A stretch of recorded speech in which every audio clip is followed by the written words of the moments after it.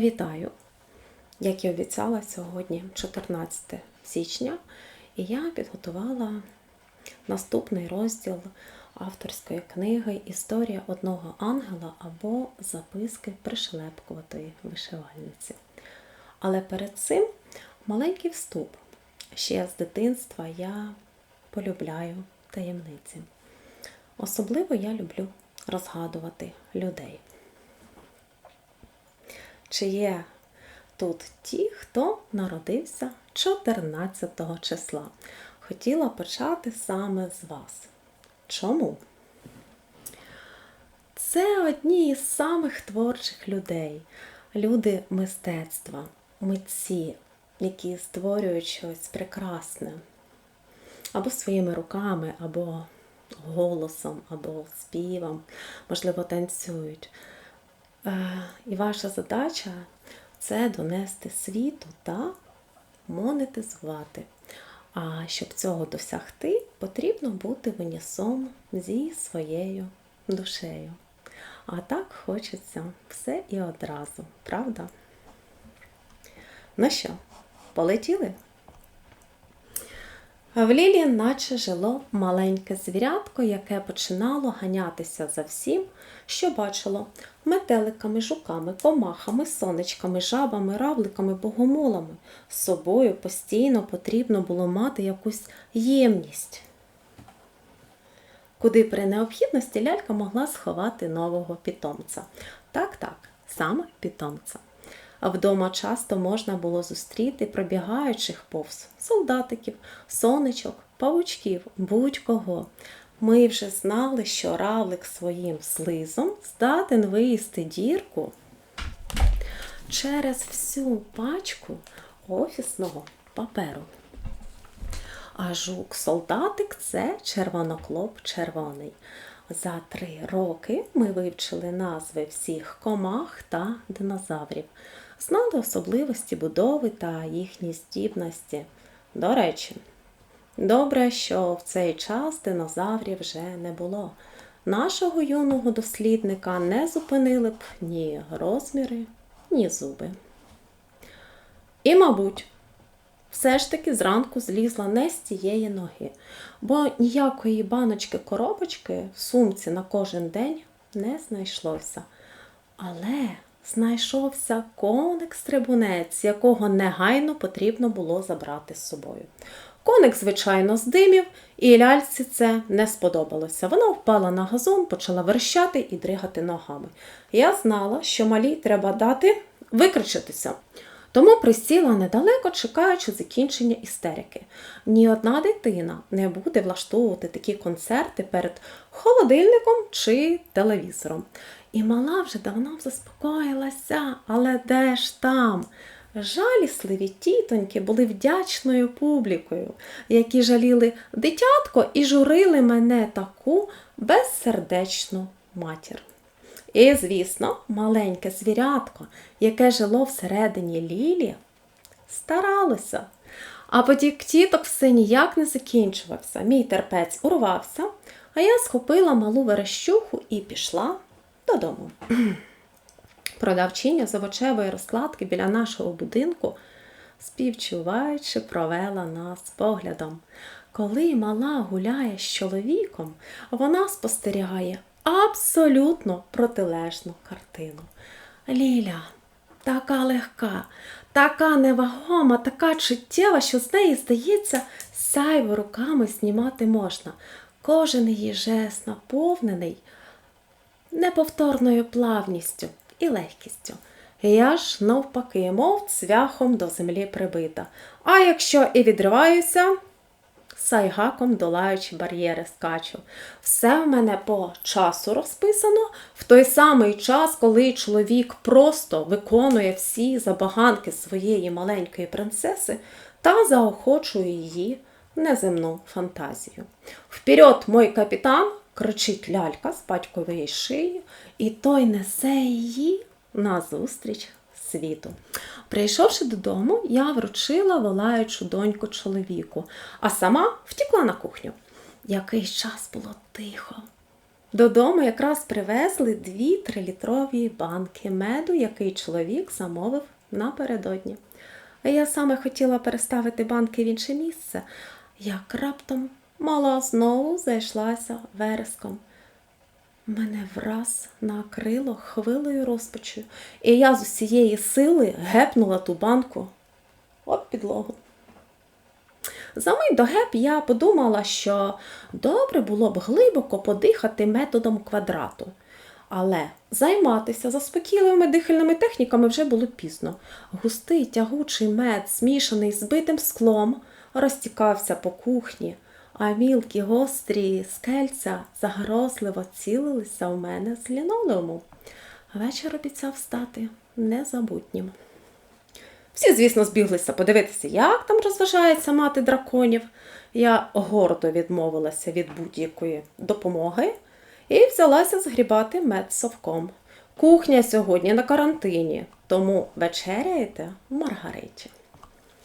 Піцерія Маргарита знаходилася по сусідству з нашим будинком і часто відігравала роль чарівної скатертини-самобранки, коли моя внутрішня кухарка не мала натхнення або мала інші плани.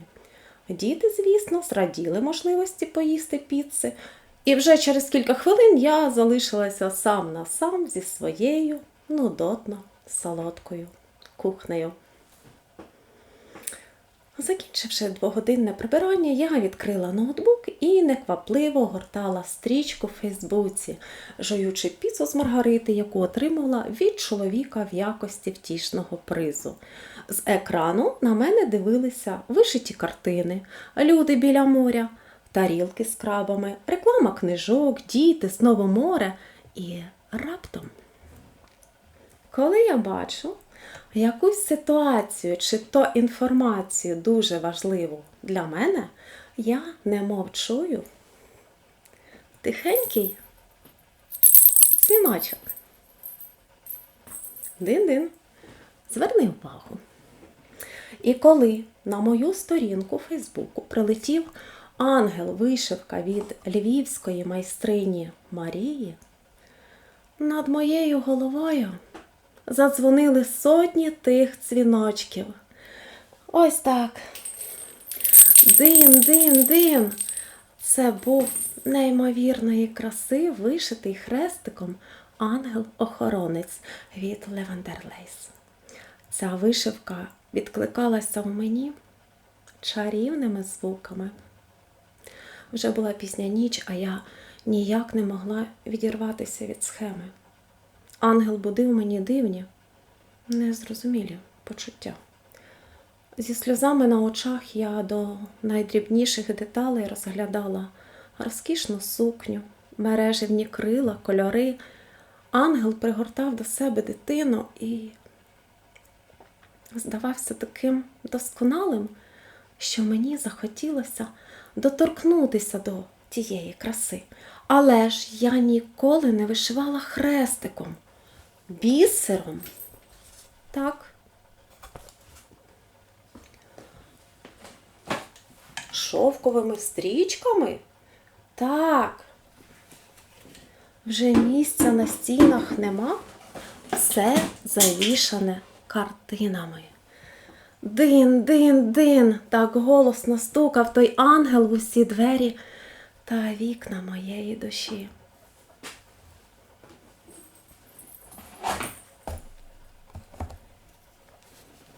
Ну, що робити з тобою?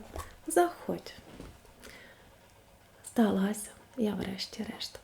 Тільки чуєш, не люблю я ті хрестики. Полюбиш, тихо мовив ангел. Не вмію, я їх штопаю, ти.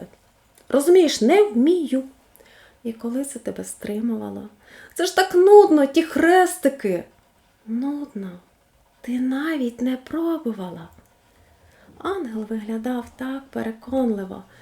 Можливо, дійсно, варто спробувати приручити ці хрестики. Гаразд. Будеш жити тут? Дістала порожню металеву коробку з-під цукерок Рафаелло. Ну, а там побачимо.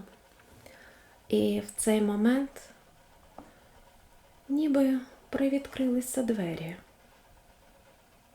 яких я раніше ніколи не помічала.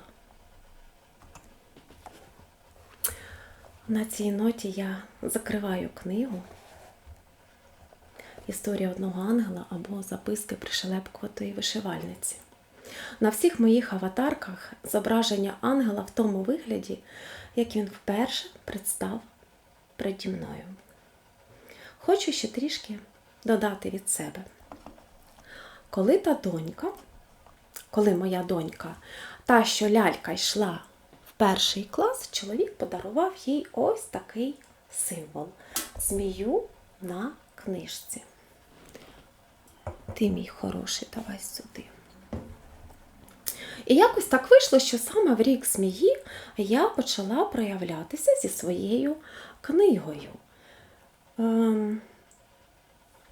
Я сьогодні без змії в волоссі, в мене інша шпилька. Я дуже люблю такі шпильки, в мене їх кілька. До чого це я?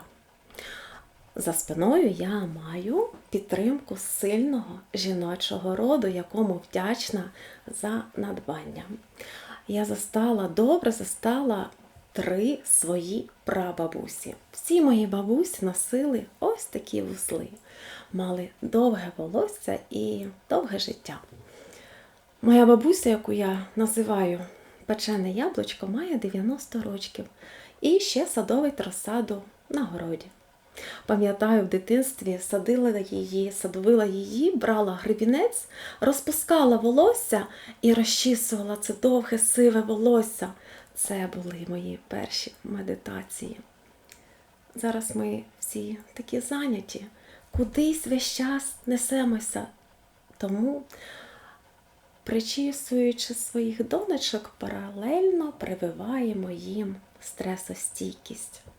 Тому віднедавна вела практику розчісувати доньку повільно-повільно і під час процесу розказувати їй щось коротеньке, але особливе, те, що вона запам'ятає і понесе у світ.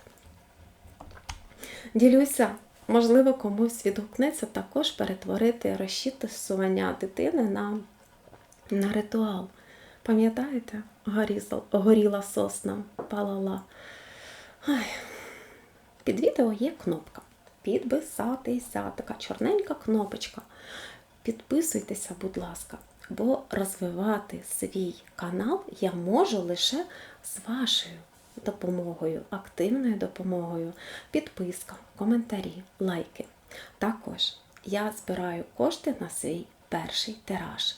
Якщо маєте бажання бути дотичними до випуску моєї книги, в описі під відео є реквізити для матеріалізації вашої вдячності. Та відправляючи кошти, робіть це з присвятою в свою справу, яка вас запалює. Тож до зустрічі 17 січня. Підготую для вас щось цікавеньке.